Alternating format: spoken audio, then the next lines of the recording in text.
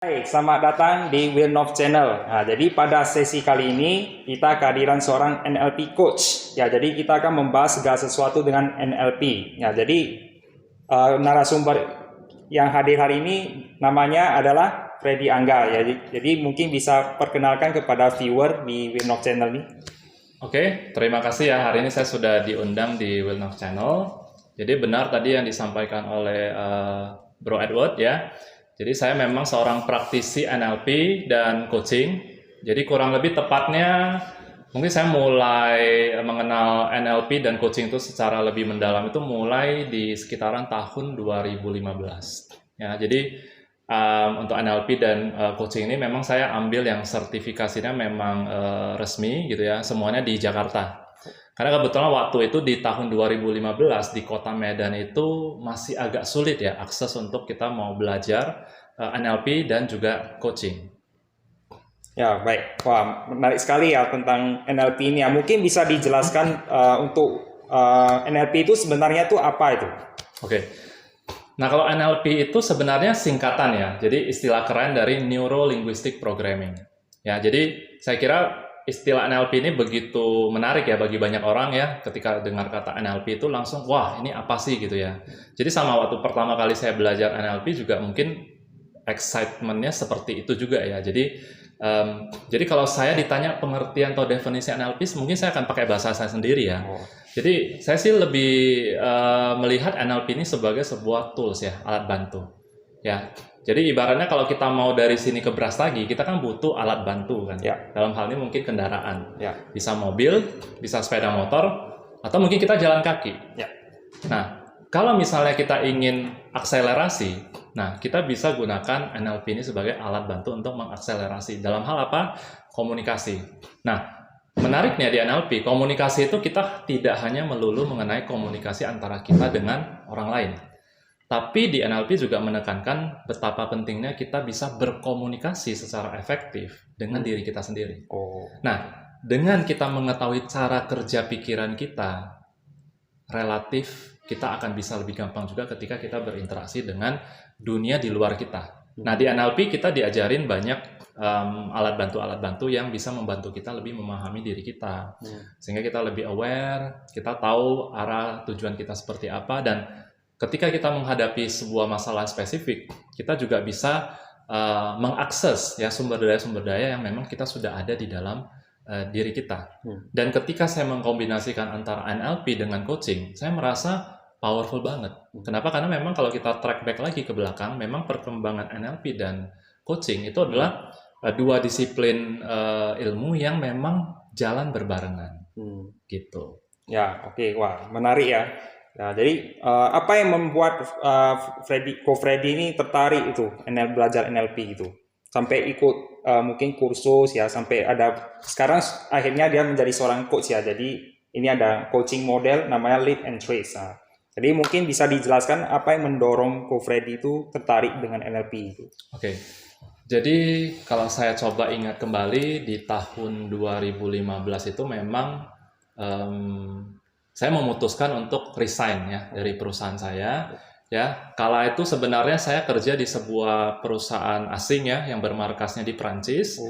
Dan saya kerja itu masuk tahun kelima di tahun 2015 itu ya. Jadi memang tidak lama ya terus terang untuk karir profesional saya di sana. Tapi memang dalam 5 tahun saya bekerja di perusahaan asing ini, saya merasa mendapatkan begitu banyak pengalaman praktis yang mungkin kalau saya mau beli dengan uang juga itu nggak ternilai ya kalau sekarang saya pikirkan gitu ya. Jadi saya bersyukur banget dulu saya pernah bekerja, dan di perusahaan asing itulah saya banyak bertemu dengan berbagai orang dari berbagai latar belakang. Jadi ada yang latar belakangnya memang business owner, sampai bahkan saya itu sering berinteraksi dengan orang-orang operator di lapangan. Jadi dari yang level paling bawah sampai level paling atas itu dalam 5 tahun saya bekerja itu saya bersyukur saya punya kesempatan untuk bisa menghandle hampir semua segmen yang ada di company saya. Gitu. Nah, dari interaksi-interaksi ini akhirnya saya jadi lebih sadar bahwasannya ternyata menghandle mesin dengan menghandle manusia, ternyata menghandle manusia itu tidak mudah. Kenapa? Karena kalau mesin, saya kan background saya itu adalah teknik elektro. Jadi biasanya kalau mesin kita sudah ada SOP, kita tahu prinsip kerjanya, kita bisa dengan gampang kita bisa prediksi kira-kira hasil akhirnya akan seperti apa. Misalnya ada sebuah mesin untuk mengemas minyak misalnya, kita udah bisa setting. Misalnya kita mau 1 jam misalnya sekian ribu galon misalnya atau sekian ribu jerigen gitu ya. Tapi kalau manusia gitu ya, ternyata tidak semudah itu Ferguson gitu ya. Ya. Artinya apa? Kadang-kadang mungkin kita berharapnya hasilnya seperti ini, ternyata kadang-kadang dengan teknik komunikasi tertentu mungkin itu tidak terjadi. Ya, mungkin pada saat itu mungkin di awal-awal saya ingat saya cukup banyak ya mengalami konflik-konflik secara internal perusahaan. Maksudnya dalam bekerja kan kita sering harus koordinasi dari divisi A mungkin ke divisi B, ke C dan seterusnya. Ya. Nah, saya ingat kembali di awal-awal saya bekerja itu mungkin karena background saya anak engineering ya, sehingga saya kadang-kadang suka ngotot-ngototan dengan internal perusahaan. Ngotot. Nah, jadi sampai satu ketika akhirnya saya disadarkanlah oleh beberapa leader saya di atas saya. Nah, disitulah saya akhirnya mulai mendapatkan kesempatan untuk belajar personal development. Ya, jadi waktu itu saya diberikan training secara internal dari kantor, dan kantor somehow juga karena waktu itu karir saya cukup menanjak gitu ya. Kantor juga mempersilahkan memberikan saya privilege untuk saya boleh mengambil kursus-kursus di luar sebenarnya gitu ya. Dari apa yang sudah didapatkan di kantor. Nah, dari sana saya mulai lebih mencintai dunia personal development.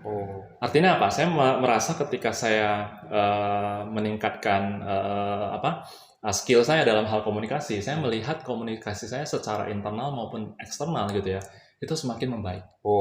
Sehingga pada akhirnya saya merasa wah ini menarik nih gitu ya. Nah, puncaknya itu adalah di tahun 2015 tuh saya merasa kayaknya sudah saatnya nih gitu ya. Saya mengambil satu langkah yang lebih besar gitu ya. Saya kepengen nih tertarik mengembangkan dunia pengembangan diri terutama di Kota Medan. Dan waktu itu saya memilih NLP dan coaching. Kenapa? Karena pada saat itu saya melihat memang di Medan akses untuk kita belajar NLP dan coaching itu masih sangat sulit. Sulit ya. Sehingga di balik kesulitan itu akhirnya saya berpikir mungkin ini adalah sebuah peluang gitu loh. Makanya saya akhirnya searching dan sebagainya, saya cari tahu. Nah, yang menarik ketika saya mencari tahu mengenai NLP gitu ya, saya melihat perkembangan NLP ini justru awalnya itu bermula dari foundernya ada 2 orang ya, namanya Richard Bandler dan satu lagi John Grinder ya. Nah, jadi mereka itu sebenarnya awal menemukan teknik namanya NLP, mereka itu sebenarnya memodel beberapa terapis yang sangat terkenal di masanya, kalau nggak salah di tahun 70-an atau 80-an ya, which is kayaknya saya juga belum lahir pada saat itu. Mereka sudah meneliti ya berbagai teknik komunikasi dan teknik-teknik yang sifatnya untuk terapi ya. Dan di sana mereka memodel beberapa orang, ada yang namanya Milton Erickson, ada yang namanya Virginia Satir, dan ada beberapa nama-nama lagi. Nah, di sana itu mereka menemukan pattern komunikasi yang kalau digunakan secara tepat itu bisa membuat interaksi itu menjadi lebih cair dan penerimaan orang tuh bisa lebih baik. Nah, dari situlah akhirnya saya mulai searching dan sebagainya. Akhirnya saya melihat kayaknya yang ada itu pelatihan sertifikasi yang memang diakui internasional itu memang masih ada di Jakarta. Akhirnya saya memutuskan untuk ya sudah, saya resign. Setelah saya resign itu saya langsung berangkat ke Jakarta dan saya ambil beberapa sertifikasi terutama di NLP dan coaching. Wah, luar biasa ya. Ya, jadi kalau begini, NLP itu bisa nggak kita tahu tuh bakat orang tuh di mana gitu? Oke, kalau kita cerita bakat, mungkin yang bisa dilakukan NLP salah satunya adalah, saya teringat ada satu topik yang namanya itu adalah representational system. Nah, jadi kalau representational system ini mungkin ya sesuatu tools yang kita bisa pakai untuk kita mengidentifikasi kira-kira ini orang tipikalnya apakah dia lebih dominannya di auditori, ataukah di visual, ataukah di kinestetik gitu loh. Ya, biasa sih dominannya antara 3 ini ya, visual, auditori, atau kinestetik. Nah, sehingga dengan kita mengetahui representational system orang ini, misalnya dia lebih dominannya di auditori, ya berarti kita bisa pakai pendekatan-pendekatan yang bersifat visual. Ya mungkin orang auditori itu mungkin kalau kita mau menjelaskan sesuatu kita perlu pakai gambar diagram. Kita nggak bisa cuma ngomong gitu loh. Karena ketika kita ngomong mungkin dia merasa ngerti atau dia malahan bingung. Kenapa? Karena dia tidak melihat ada sesuatu hal visual yang bisa membantu pemahamannya. Nah, terkait mungkin kepribadian juga ya, saya kira kan kepribadian orang ada yang juga yang istilah introvert, extrovert gitu ya. Tapi somehow kan mungkin representational system ini mungkin bisa juga menjadi semacam jembatan. Ya, artinya di NLP memang tidak secara spesifik membahas mengenai kepribadian. Malahan gitu ya, di dalam NLP bahkan kita kalau kita sudah cerita belief system gitu ya, kadang-kadang justru kita men-challenge. Ya, kita justru kadang-kadang men-challenge apakah sebuah kepribadian itu bersifat total atau misalnya itu masih bisa dirubah atau gimana, gitu loh. Misalnya, apakah ada kemungkinan orang introvert tuh bisa berubah jadi extrovert? Ya. Nah di NLP kita bisa saja men-challenge hal-hal semacam itu, karena bisa jadi mungkin ada sebuah belief system yang somehow mungkin secara tidak sengaja terinstall di orang tertentu itu sejak kecil, sehingga akhirnya mungkin saja dia itu bukannya orang extrovert, tapi karena mungkin kadung sudah terinstall oleh entah siapa gitu ya, akhirnya dia meyakini bahwasannya dia adalah seorang yang introvert atau extrovert. Sehingga pada akhirnya tumbuh kembang proses karir dan sebagainya atau pekerjaan dan bisnis. Mungkin orang itu sampai hari ini, mungkin ada yang sudah usia 30 tahun, 40 tahun, bahkan sudah mungkin usia pensiun. Jangan-jangan mereka meyakini sesuatu hal yang dalam tanda kutip ternyata tidak seperti itu sebenarnya gitu loh. Nah, di NLP justru menariknya kalau cerita kepribadian, mungkin justru kita men-challenge ya anggapan-anggapan yang mungkin ada selama ini gitu loh. Di situ menariknya menurut saya. Ini saya mau bertanya nih, tadi kan menyinggung introvert dan extrovert loh. Jadi NLP itu bisa nggak memprogram orang dari extrovert jadi introvert ataupun sebaliknya dari introvert jadi extrovert itu? Bisa nggak itu berubah kepribadian orang itu dengan NLP gitu? Ini menarik ya. Jadi kalau saya ditanya bisa atau tidak, saya rasa memungkinkan.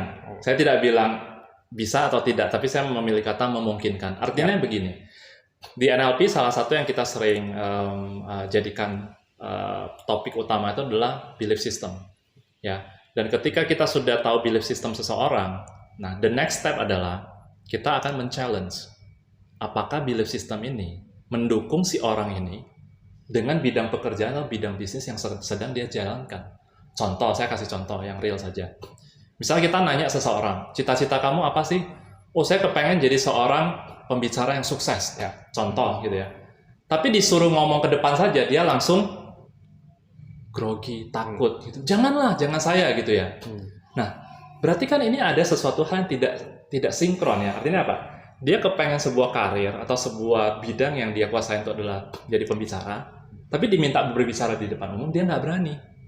Nah, kita akan men-challenge. Jadi sebenarnya, kalau ini saya kombinasikan dengan coaching, saya akan mungkin masuk ke bagian adalah kita menggali sebenarnya memang misalnya goalnya orang ini seperti apa. Terus kita akan mengukur seberapa penting sih bagi kamu untuk menjadi seorang pembicara yang hebat misalnya. Nah, terus mungkin dia akan bilang, wah penting atau nggak penting, kayaknya 10 deh gitu, penting banget gitu. Ya udah, kalau penting banget, kita akan men-challenge, kita akan cari tahu. Nah, kenapa kamu sampai hari ini kamu masih belum memulai perjalanan itu?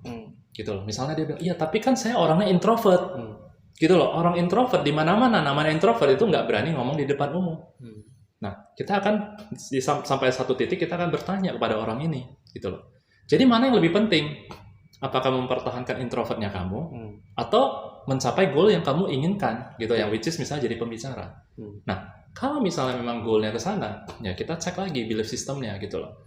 Nah, kira-kira apa sih yang membuat dia akhirnya percaya bahwasannya dia adalah introvert? Kita bisa bertanya dengan pertanyaan sesimpel ini. Dari mana sih kamu bisa yakin bahwasannya kamu itu adalah seorang yang introvert? Terus bisa saja dia bilang, ya mungkin bisa saja dia bingung, atau mungkin dia pernah mengikuti sebuah tes kepribadian yang menyatakan hasilnya dia itu adalah introvert. Nah, kalau itu pun yang terjadi, saya bisa tanya another question gitu loh. Saya akan bertanya misalnya gini, apakah ada kemungkinan hasil tes itu tidak valid? Bagaimana kamu menjamin bahwa tes itu pasti valid, berlaku 100%? Nah, mungkin orang itu akan bingung lagi. Nah, proses ketika orang kita bingungkan dengan sebuah pertanyaan itu adalah sebuah proses yang kita namakan adalah proses changing belief. Nah, artinya proses changing belief itu akan dimulai dari sebuah fase adalah membuat orang berpikir kembali, rethink about their life, their character, their behavior, atau their personality even. Gitu. Jadi ini adalah satu bagian di mana kita make sure kita membantu orang ini untuk memastikan kenapa sih kamu bisa sebegitu yakin, gitu loh. Nah, saya ingat banget dulu waktu saya pelatihan gitu ya, pernah satu kali itu trainernya itu memberikan sebuah pertanyaan, siapa di sini yang punya masalah kurang pede, gitu. Tiba-tiba ada orang langsung tunjuk tangan, bahkan dia langsung maju ke depan. Setelah itu, trainer langsung bilang, melihat dari atas ke bawah, jadi Bapak kurang pede ya? Tapi kok ketika saya tanya, kok Bapak pede banget maju ke depan? Nah, tiba-tiba saja orang ini merasa bingung. Iya juga ya. So what? Gitu loh. Jadi sebenarnya, apa sih masalah kamu gitu loh? Nah, kadang momen-momen sesimpel itu saja itu bisa membuat orang berpikir kembali gitu loh. Kalau memang kamu nggak pede, harusnya kalau kamu benar-benar ada masalah dengan percaya diri, harusnya jangankan maju ke depan, tunjuk tangan saja mungkin kamu sudah nggak berani gitu. Namanya juga kurang pede kan? Nah, kenapa kamu pede waktu menunjukkan bahwasanya kamu ada masalah itu? Berarti kan kamu sebenarnya percaya diri kan? Kamu percaya diri bahwasanya kamu tidak percaya diri. Nah, momen-momen seperti itu saja kadang-kadang bisa berbuat orang berpikir kembali. Oh iya ya. Nah, padahal itu hanya permainan kata-kata, betul nggak?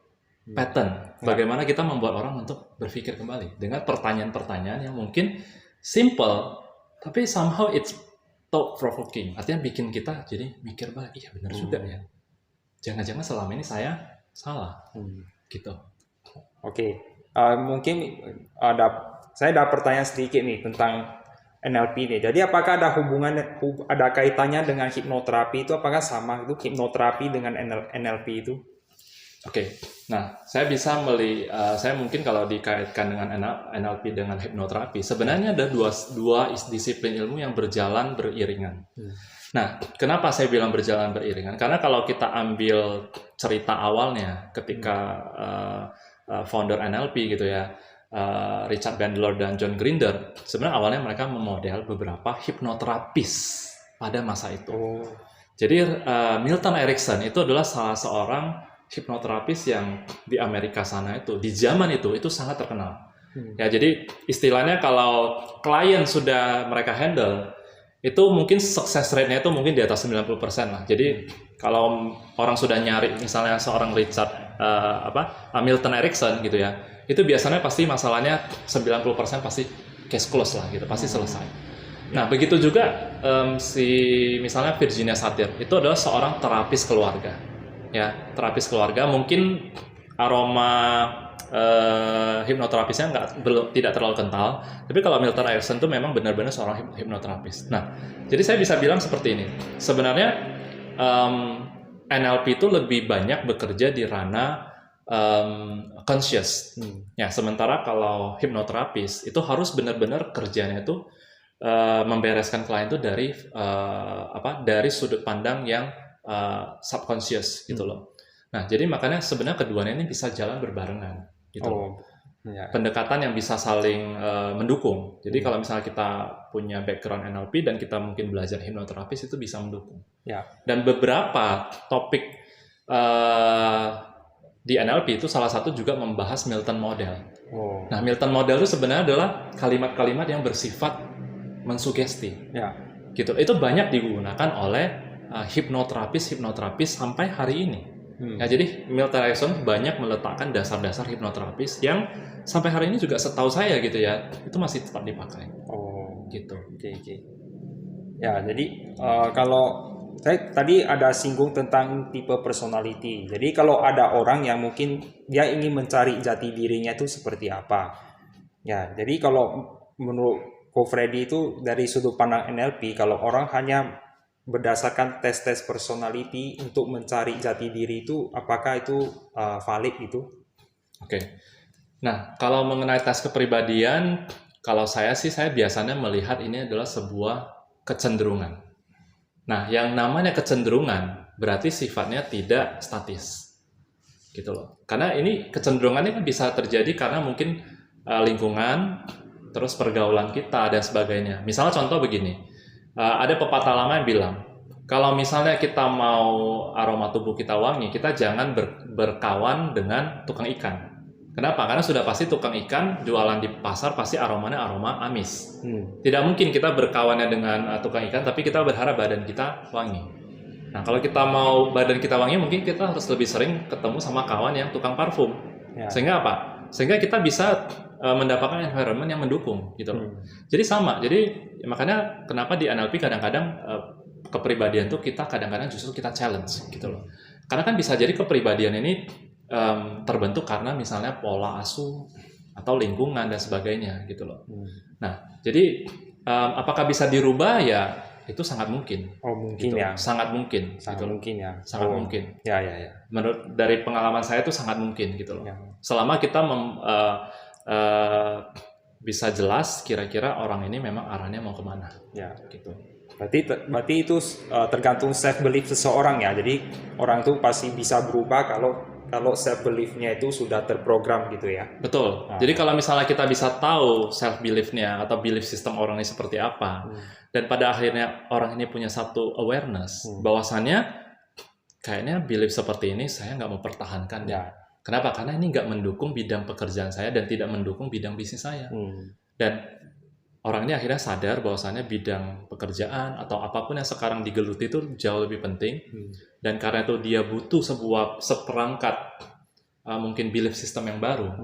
Nah, kemungkinan untuk orang ini merubah belief systemnya sangat mungkin. Ya. Gitu. Ya menarik ya. Jadi ya, saya tadi ada menerima ini dari Ko Freddy ya. Jadi ini adalah coaching model ya. Jadi prinsipnya itu adalah lead and trace. Nah, jadi mungkin Ko Freddy bisa jelasin nggak kenapa lead and trace gitu? Oke, boleh. Jadi ini adalah coaching model yang memang saya develop ya. Sebenarnya framework ini sudah ada lumayan lama ya. Dari mulai saya mendalami NLP dan coaching, sebenarnya saya sudah mulai membuat sebuah framework. Ya, hanya saja memang framework ini akhirnya saya finalisasi lah ya. Saya finalisasi itu memang di tahun 2023 ini ya. Jadi benar, ini coaching modelnya saya kasih nama itu adalah lead and trace. Nah, supaya gampang sih. Kenapa saya singkat dengan kata yang simple? Nah, lead itu kan satu kata yang punya aroma positif ya. Punya kesan positif, artinya apa? Memimpin. Ya. Nah, kemudian trace ini artinya kita bisa melacak, kita bisa ngikutin progresnya. Kenapa? Karena memang coaching itu adalah sebuah tools ya yang sifatnya butuh waktu. Jadi bukan quick fix program, bukan quick fix tools ya. Jadi coaching ini adalah sesuatu tools yang kita bisa pakai untuk memantau sebuah progres. Makanya saya kasih nama itu lead and trace. Dan sebenarnya lead and trace ini adalah singkatan. Ya. Jadi sebenarnya lead and trace itu adalah kalau lead-nya itu adalah kompetensi dasar yang lebih diperuntukkan untuk seorang coach. Jadi kalau contoh nih kita akhirnya saya kepengen jadi seorang coach yang sukses gitu ya, coach yang bisa memberikan dampak gitu ya. Kita harus memiliki 4 kompetensi dasar ini. Yang pertama itu adalah listening skill, yang kedua itu kita harus punya empati, ya. Kemudian yang ketiga tuh ini bagian yang sangat vital ya, itu adalah asking. Teknik bertanya, dan yang tidak kalah penting yang keempat itu adalah discover. Kenapa? Karena kita harus tahu bagaimana cara membongkar isi kepala klien kita, belief sistemnya seperti apa, ya. Kemudian mungkin apa sih yang melatar belakangin apa yang terjadi dengan klien kita saat ini. Nah itu mengenai yang lead. Nah yang trace ini memang lebih diperuntukkan ketika kita melakukan proses coaching. Yang pertama itu adalah kita harus sepakati bersama, kita setting target. Ya, jadi T itu adalah target. Ya, kemudian yang kedua itu adalah setelah itu kita harus tahu reality dari orang ini seperti apa, gitu loh. Ya klien kita tuh saat ini kondisinya seperti apa, gitu loh. Ya apa sih kendalanya, gitu ya, dan sebagainya. Nah, kemudian setelah kita clear targetnya seperti apa, kita udah sepakatin dan sebagainya, kita bantu goal setting, kita tahu kondisinya seperti apa, kita mulai explore. Ya kita explore alternatif yang lain. Jadi A itu adalah alternatif. Mungkin ada hal-hal yang sudah dilakukan, tapi jangan-jangan masih banyak hal-hal yang belum dilakukan. Gitu loh. Nah, setelah itu baru kita masuk ke tahap C. C itu adalah komitmen. Dari alternatif-alternatif yang ada, yang sudah kita bahas, yang dimunculkan oleh klien itu sendiri. Nah, kita minta klien memilih. Kira-kira kamu bakalan eksekusi, lakukan action plan yang mana, gitu loh. Nah, dan yang terakhir itu adalah kita evaluasi. Ya, jangan lupa setelah kita buat action plan, kita lakukan, kita perlu evaluasi. Nah, dan siklus ini kita lakukan terus ya, dari sesi per sesi. Nah, kenapa coaching itu bisa sangat powerful?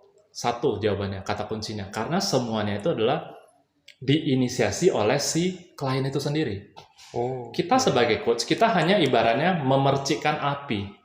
Kita hanya memercikan api, tapi kobarannya itu nanti semuanya itu benar-benar dikerjain oleh klien itu sendiri. Kita hanya berfungsi memantik saja, memicu supaya klien kita itu berpikir dan mengambil sebuah action plan dari apa yang mereka rencanakan, gitu. Dan setelah itu ya kita jalani prosesnya berulang kali sampai akhirnya ini bisa menjadi sebuah habit, gitu. Nah, kira-kira mungkin secara singkatnya seperti itu. Dan sebenarnya di kartunnya juga saya ada tambahkan ya. Jadi saya ada tambahkan beberapa hal yang berbau NLP juga di sini, gitu ya. Nah, salah satunya di sini saya ada bikin sebuah diagram, gitu ya. Ini adalah diagram, saya kasih nama sih, ini adalah Golden Rule of Relationship. Nah, jadi sebenarnya di NLP kita belajar banyak mengenai cara rapport building, gitu ya, dan lain sebagainya. Itu sebenarnya pada ujungnya adalah kita mau membangun trust. Nah, di sini saya rangkum ya. Artinya apa? Terkadang kita terpancing untuk terlalu cepat melangkah ke tahapan yang terlalu serius dengan siapapun lawan bicara kita. Entah itu calon customer kita, entah itu mungkin keluarga kita, entah itu pun siapapun. Artinya interaksi kita dengan orang, kita harus tahu kita sudah di level yang mana. Apakah sebatas kenal? Oh, saya tahu namanya siapa gitu. Terus apakah orang ini sudah menyenangi kita nggak? Ngobrolnya udah enak nggak? Udah ngalir nggak? Gitu. Atau jangan-jangan ya cuma sekedar tahu gitu. Nah, sampai pada akhirnya kita bisa tahu apakah trust level di orang ini sudah bagus belum. Nah, kita hanya bisa melangkah lebih jauh ketika trust itu sudah terbangun. Gitu. Dan di sini saya juga merangkum ya, ada beberapa, kalau di NLP namanya adalah presupposition. Nah, di sini saya kasih istilahnya adalah 7 key principles of NLP for coaching. Jadi prinsip-prinsip inti yang ada di NLP yang bisa digunakan untuk proses coaching. Gitu. Wah. Jadi kalau ikut coachingnya Ko Freddy ya, kalau NLP harus ingat kata lead and trace. Nah, itu adalah 9 unsur yang penting untuk diingat, karena lead and trace itu adalah singkatan ya. Betul. Ya. Oke. Kalau ini tadi kan NLP itu kan membahas tentang the self system ya. Jadi itu kira-kira usia berapa kalau untuk anak-anak itu bisa kita program sehingga dia punya belief itu menjadi orang sukses gitu. Oke. Nah, kalau kita cerita belief system, sebenarnya dari sedini mungkin juga kita sudah bisa tanamkan belief system ini. Bahkan kalau saya ditanya mungkin dari bayi ya, dari bayi kita sudah bisa tanamkan belief system ini. Artinya apa? Nah, mungkin kalau misalnya teman-teman hipnoterapis itu sering bilangnya adalah kadang-kadang sebelum bayi tidur, itu ada momen di mana menjelang tidur itu salah satu kondisi yang cukup baik ketika kita mau menginstal beberapa hal yang positif. Jadi kita boleh bisikan saja gitu ya, misalnya kamu itu adalah anak yang hebat, kamu itu adalah anak yang sehat, kamu itu adalah anak yang berharga dan sebagainya. Pokoknya kita bisa mulai tanamkan belief-belief yang bagus seperti itu dari anak-anak. Tentunya kita kasih belief-belief yang sederhana, tapi punya nilai yang positif. Nah, sambil berjalannya waktu gitu ya, anak-anak kita semakin dewasa gitu ya, kemampuan bahasanya juga semakin bagus gitu ya. Nah, kita nanti bisa install lagi mungkin belief-belief yang lain yang lebih kompleks. Ya, misalnya bagaimana kita harus berinteraksi dengan orang, misalnya kita harus menjaga kejujuran dan sebagainya. Itu kan sesuatu hal yang mungkin lebih kompleks yang mungkin kita butuh ketika mereka lebih memahami apa itu dunia di sekitar. Nah, kita bisa install secara sistematis gitu loh. Jadi semakin cepat justru semakin bagus menurut saya. Gitu loh. Ya. Jadi misalnya ada contoh case ya. Misalnya ada anak sekolah SD itu dia sangat lemah di pelajaran matematika. Nah, mungkin dengan cara NLP itu bagaimana caranya supaya dia itu jadi maksudnya jadi punya minat untuk belajar gitu. Misalnya untuk pelajaran yang dia agak kurang bisa gitu. Bisa nggak dengan cara NLP seperti yang Ko Freddy jelaskan lead and trace nih? Ya. Nah, mungkin kalau ke anak-anak, kita harus tahu dulu, Hmm. kira-kira ini anak, dia sukanya apa. Hmm. Nah, kita coba merelate antara apa yang dia inginkan dengan kenapa sih dia harus jago belajar atau jago pelajaran matematika. Ya. Kenapa? Karena kita orang dewasa saja kadang-kadang, kalau nggak jelas arahnya kemana, kita juga males, betul nggak? Ya. Jadi justru sebenarnya tantangannya kita sebagai orang tua atau sebagai guru pendidik dan sebagainya gitu ya, justru mungkin yang di sistem pendidikan kita yang mungkin kita harus improve terus itu adalah bagaimana kita merelate antara dunia nyata dengan dunia pendidikan. Karena kadang-kadang mungkin siswa itu mereka tidak tahu kenapa saya harus belajar kimia, kenapa saya harus belajar matematika. Ya. Nah, inilah missing link yang mungkin banyak sekali ya sistem pendidikan kita ini mungkin di sini masih missingnya di sini gitu. Nah, kalau guru yang mungkin dia bisa memberikan sebuah arahan gitu ya, kamu penting loh belajar kimia. Kenapa? Karena kalau misalnya contoh, kamu kan cita-cita mau jadi apa? Mau jadi saintis kan? Kamu tahu nggak kerjaan saintis itu apa? Nah, kita jelaskan mengapa penting belajar kimia, gitu loh. Nah, setelah mereka tahu goalnya, ternyata ini mendukung apa yang saya cita-citakan nih. Misalnya mau jadi dokter. Ya. Kan nggak mungkin mau jadi dokter tapi nggak ngerti biologi. Ya. Gitu loh. Nah, kalau memang penting jadi seorang dokter, tentunya jadi ada satu di dunia pengembangan diri itu ada satu statement gini. When the why is clear, the how is easy. Jadi justru kita harus bantu mereka melihat, kalau bahasa saya itu membantu mereka mengunjungi masa depan. Nah, di NLP atau di coaching saya sering pakai sebuah pertanyaan begini. Masa depan seperti apa sih yang kamu inginkan? Gitu loh. Kamu kalau nanti kalau ke anak-anak mungkin kita bisa nanya, kamu kalau udah gede kamu pengen jadi apa? Nah, setelah mereka memberikan satu jawaban, kita akan perkuat. Misalnya contoh, saya mau jadi dokter. Kita boleh tanya, kenapa sih kamu mau jadi seorang dokter? Ya. Oh, karena gini, saya lihat paman saya, misalnya contoh ada paman dia adalah seorang dokter. Saya lihat paman saya jadi dokter enak sekali, gini. Oh gitu. Selain itu apa lagi? Nah, kita bantu mereka untuk mengidentifikasi kenapa itu penting untuk mereka. Nah, jika komunikasi semacam ini kita biasakan sejak kecil, percayalah, suatu saat ketika mereka sudah lebih dewasa, mereka mungkin punya kemampuan untuk mengutarakan pendapat mereka, kemampuan untuk mengekspresikan perasaan mereka, kemampuan untuk membangun satu komunikasi yang lebih cair dan lebih dinamis dengan siapapun. Dan kepercayaan diri mereka itu akan meningkat. Kenapa? Karena kita sering libatkan dan kita sering minta pendapat mereka. Artinya apa? Mereka merasa dihargai. Siapa di dunia ini yang tidak happy kalau dirinya diapresiasi, kalau dirinya dihargai. Salah satu caranya seperti apa? Saya kira di NLP dan di coaching ada satu teknik yang namanya bertanya. Ketika kita bertanya, sebenarnya kita memberikan kesempatan untuk orang memberikan jawaban, betul nggak? Dan jawaban ini somehow biasanya adalah merupakan pendapat, pemikiran, persepsi-persepsi yang ada di diri mereka. Dan ketika itu mereka mengutarakannya kepada kita, mereka menyampaikannya, ada sebuah feeling good yang terjadi. Artinya apa? Orang merasa dihargai. Nah, percaya nggak percaya, dengan teknik sesimpel itu saja, kadang-kadang orang yang baru kita kenal, tapi kita sering tanya dan sebagainya, kita nggak ceritakan mengenai kita ya, tapi kita bertanya mengenai dirinya. Orang itu bisa tiba-tiba saja merasa connected. Kayaknya kok ngomong sama Bro Edward enak banget gitu ya. Baru kenal kok kayaknya orangnya pengertian banget, ngertiin aku banget gitu loh kira-kira. Nah, di NLP sama di coaching saya diajarin, saya banyak diingatkan untuk kita lebih fokus ke orang lain. Artinya apa? Ketika kita berbicara dengan orang lain, kita bantu mereka untuk lebih mengenal diri mereka sendiri. Nah, tapi tentunya proses ini tidak mungkin terjadi kalau kita sendiri tidak mengenal diri kita. Jadi akan sangat penting kalau kita bisa memulainya dari diri kita sendiri. Dan bagaimana akhirnya teknik coaching dan NLP ini banyak membantu kita. Sehingga pada akhirnya ketika kita berinteraksi, akhirnya kita bisa menceritakan personal experience kita gitu loh. Daripada kita hanya cerita mengenai kisah orang lain. Dan itu sih yang saya rasa mungkin menariknya di dunia NLP dan coaching. Artinya simple tapi impactful. Gitu. Wah, luar biasa ya. Jadi ilmu Ko Freddy ini tentang NLP ini ya ternyata daging semua nih. Jadi mungkin untuk closing statement ya. Jadi untuk para viewer yang mungkin ingin tahu lebih lanjut tentang NLP itu belajarnya dari mana ataupun ada closing statement juga. Oke. Jadi kalau saya sih mungkin bagi yang pengen belajar NLP ataupun coaching, ya saya kira itu sebuah inisiatif yang bagus.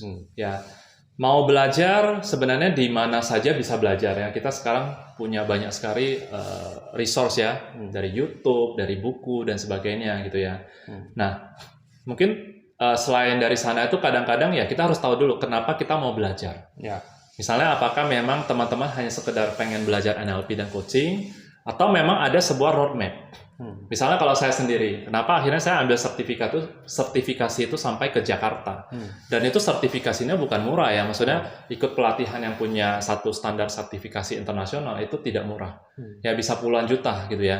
Nah, apakah teman-teman memang ada rencana roadmap-nya sampai ke sana? Maksudnya memang kepengen mendalami sampai ke akar-akarnya. Ya kalau memang itu yang memang teman-teman inginkan, mungkin harus cari lembaga pendidikan yang punya ini ya, maksudnya punya satu kompetensi dan satu track record yang bagus, gitu loh. Nah, dan pastikan kalau kita belajar apapun, kita harus praktekkan.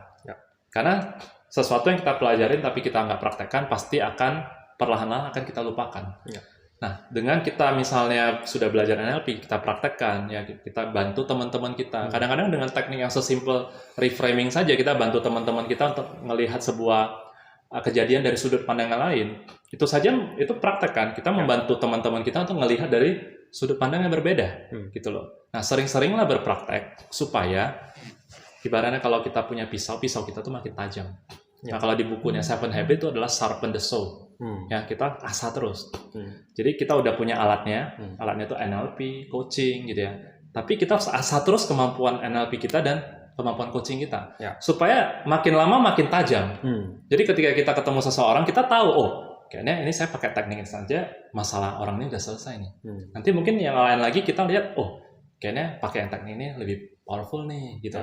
Nah, kita nanti setelah kita punya 1 jam terbang, gitu ya, nanti kita akan tahu sendiri kira-kira kita lebih bagusnya pakai pendekatan yang mana nih, gitu loh. Dan ketika kita mau meng-apply teknik coaching sebenarnya, di luar sana juga banyak sekali coaching model gitu ya. Masing-masing punya kelebihan dan mungkin kekurangan. Nah, terus terang memang ketika saya mendevelop coaching model ini, saya mencoba melihat berbagai coaching model yang sudah ada. Ini istilahnya saya mencoba melengkapinya semua di dalam satu coaching model ini. Jadi kalau teman-teman ikutin saja sebenarnya coaching model lead and trace ini, saya yakin sih teman-teman punya satu guideline, satu rel yang akan membantu teman-teman untuk bisa lebih lebih gampang dalam menerapkan teknik-teknik coaching. Dan ini saya kombinasikan dengan teknik-teknik NLP juga yang memang sudah saya dalami mulai dari 2015. Mudah-mudahan ini bisa membantu. Wah, ya. Inilah demikian ya sesi Ko Freddy Angga di Wilnov Channel dengan tema sukses dengan NLP. Jadi para viewer yang mungkin ada pertanyaan nanti bisa tulis di kolom komentar. Jadi mungkin cukup sekian ya sesi kali ini ya. Mungkin kalau ada lagi nanti kita buat sesi yang part 2 gitu. Nah, jadi cukup sekian dan saya ucapkan terima kasih gitu. Dan salam Wilnov Channel. Salam Wilnov Channel. Sukses untuk kita semua. Sukses.